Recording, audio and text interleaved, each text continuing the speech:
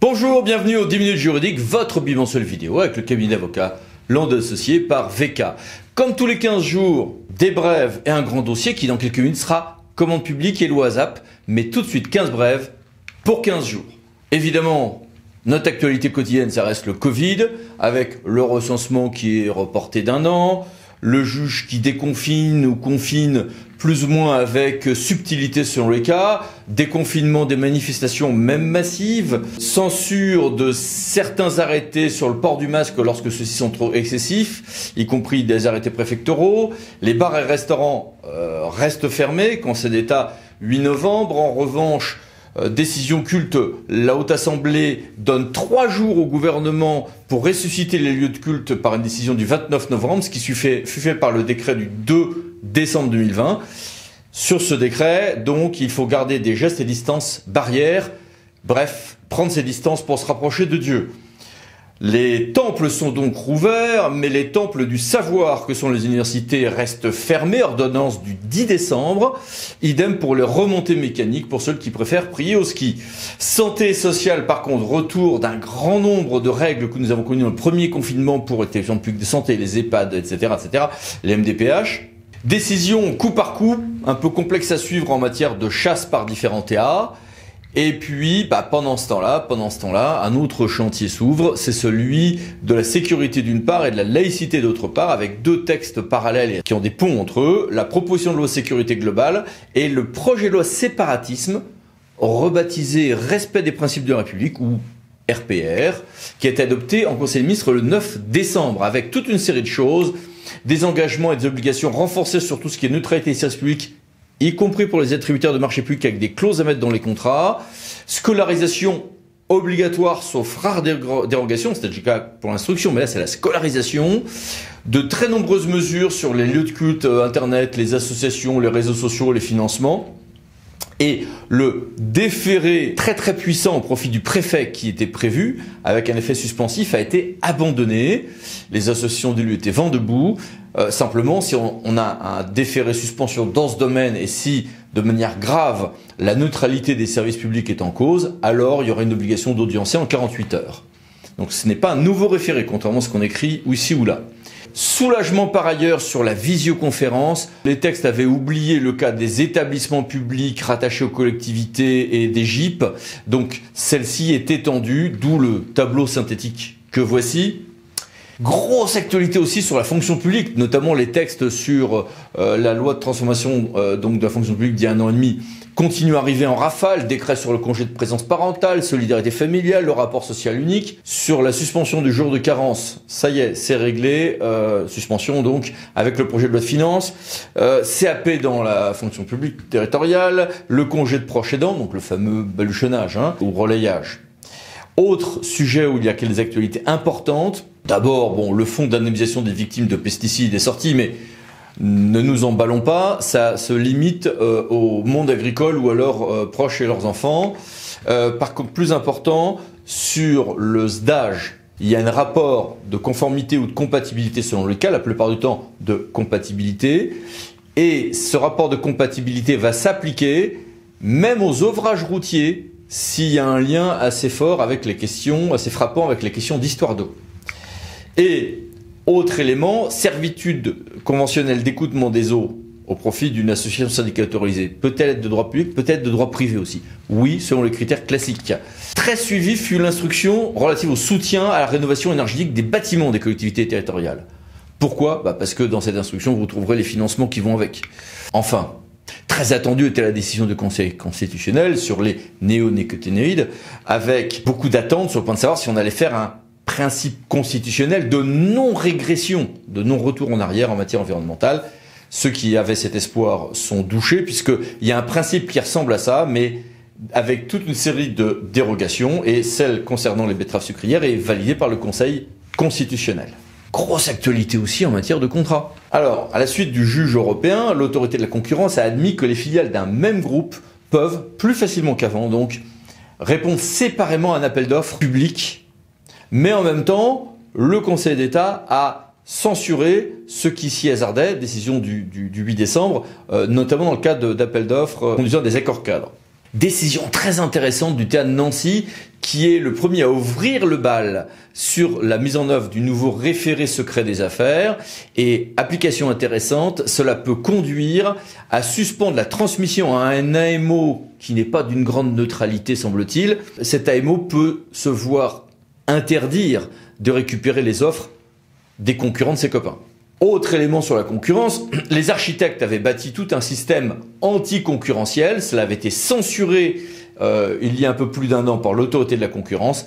La décision de l'autorité de la concurrence a été confirmée par la Cour d'appel de Paris le 15 octobre dernier. Et puis, drame en Vendée.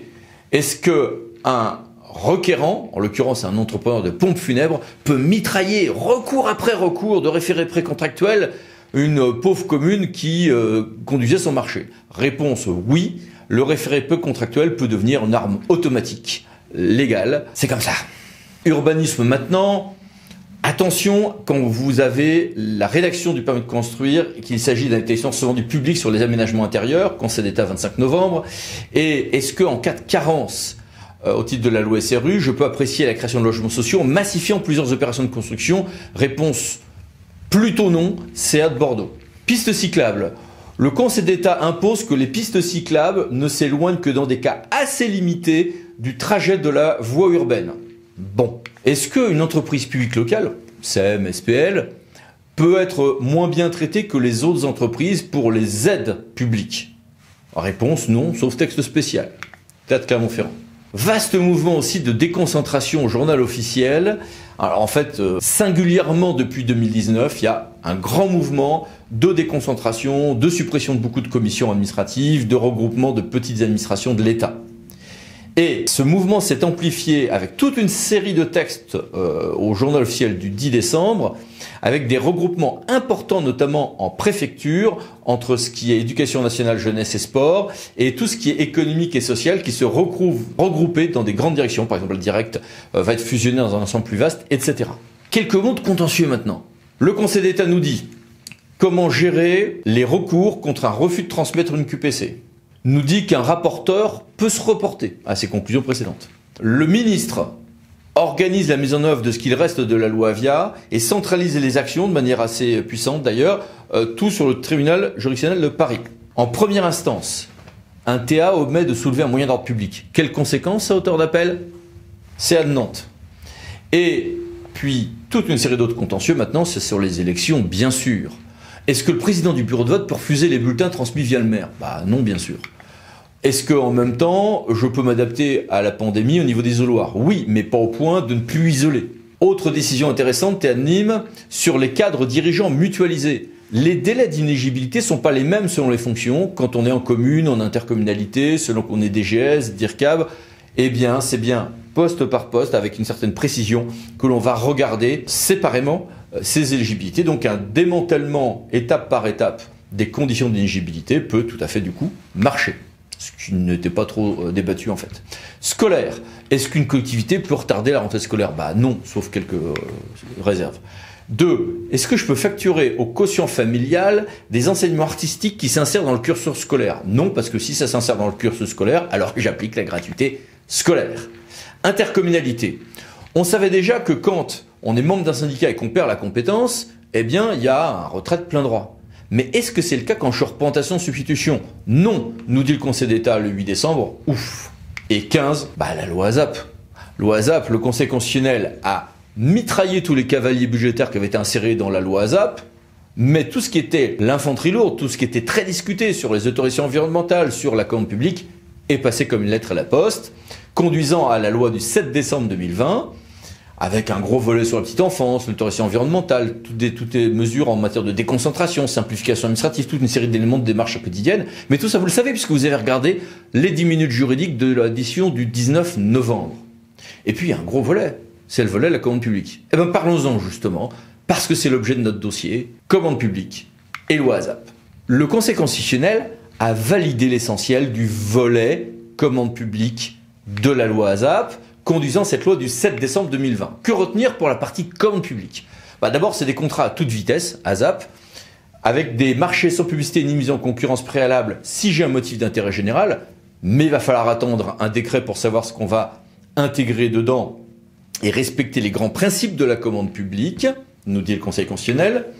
2. Différentes protections, jusqu'à 4 régimes dans cette loi, pour les entreprises en redressement judiciaire ou plan de redressement. Des marchés globaux qui doivent inclure désormais une part d'exécution sur les PME, et un nouveau cadre de marché global pour les infrastructures de transport de l'État. Un cadre juridique pour les circonstances exceptionnelles, ce qu'on a connu en fait pendant le premier confinement, se retrouve désormais en gros à quelques adaptations dans le code. Quand on a circonstances exceptionnelles, le kit est déjà dans le code. Régime des avenants qui est enfin réglé pour ceux des contrats qui étaient antérieurs au 1er avril 2016. Des nouvelles souplesses pour les contrats passés avec un avocat. Et un nouveau plafond provisoire de 100 000 € pour les travaux jusqu'à fin 2022, et puis toute une série d'autres mesures. Alors, c'est bien gentil, mais on fait quoi avec tout ça? Eh bien, on a voulu poser la question à Madame Pardo, qui est attachée principale et qui est en charge de ces questions auprès d'une direction de contrat public dans une grande structure. Madame Pardo, merci d'être avec nous. Bonjour à tous. Première question. Bon, il faut attendre les décrets. Mais déjà, quels sont vos conseils sur ce nouveau seuil provisoire de 100 000 € pour les travaux? Ce seuil, il faut le considérer comme une souplesse. Acheter dans le cadre d'un marché sans publicité ni mise en concurrence, c'est surtout la possibilité d'alléger les process et de réduire les délais. Or, un process allégé, c'est l'ouverture des marchés publics aux petites entreprises qui auraient du mal à répondre à des DCE complexes ou à des procédures lourdes. Il convient donc d'utiliser ce seuil comme tel. Il faut prévoir des cahiers des charges allégés afin que les entreprises puissent comprendre la demande et puissent répondre facilement. Il faut également alléger les demandes des pièces à celles qui sont strictement nécessaires. La commande publique doit être là pour les entreprises et doit leur faciliter un maximum l'accès. Et pour ce qui est du nouveau motif d'intérêt général qui permet des marchés sans concurrence ni publicité, mais avec respect des grands principes de la commande publique. Parler des dispenses de mise en concurrence en marché public, c'est un peu comme s'aventurer sur des sables mouvants. On n'est jamais vraiment sûr d'avoir pris le bon chemin. Et encore plus sur cette nouvelle notion que constitue l'intérêt général. Dans un premier temps, je constate que le Conseil constitutionnel a été prudent et qu'il a bien rappelé qu'un décret devait encadrer cette notion. Je pense, comme à mon avis grand nombre d'acheteurs, qu'il convient d'attendre d'avoir tous les éléments à disposition avant de se lancer dans cette nouvelle voie. Si les acheteurs sont depuis longtemps responsabilisés dans leurs fonctions, le risque contentieux continue de planer comme une épée de Damoclès. Et en l'espèce, la notion d'intérêt général fera certainement l'objet de jurisprudence. Dans cette attente, mieux vaut la manier avec précaution et surtout bien motiver son recours. C'est peut-être là un des conseils à donner. Et pour ce qui est des entreprises en difficulté, quelle règle de prudence? Cette nouvelle mesure est évidemment la bienvenue suite aux difficultés générées par le Covid. Il est important que la commande publique puisse être un acteur actif dans la reconstruction économique. Pour autant, l'acheteur se retrouve sans garantie ni contrepartie. Est-ce que le candidat pourra honorer ses engagements? En pratique, il faudra réfléchir précisément aux durées des marchés et aux réels besoins de l'acheteur. Le recours au marché reconductible pourrait être utile dans ce cas-là, permettant de mettre fin à un marché en ne le reconduisant pas, sans pour autant avoir besoin de recourir à une résiliation qui aujourd'hui semble difficile dans les cas de redressement judiciaire. Bref, il va falloir trouver un équilibre. Eh bien, merci beaucoup. Au revoir. Merci et au revoir. Et merci à vous. À bientôt pour une nouvelle vidéo, les 10 minutes juridiques, par Lando Associés pour VK. Pensez à vous abonner. À bientôt, merci, au revoir.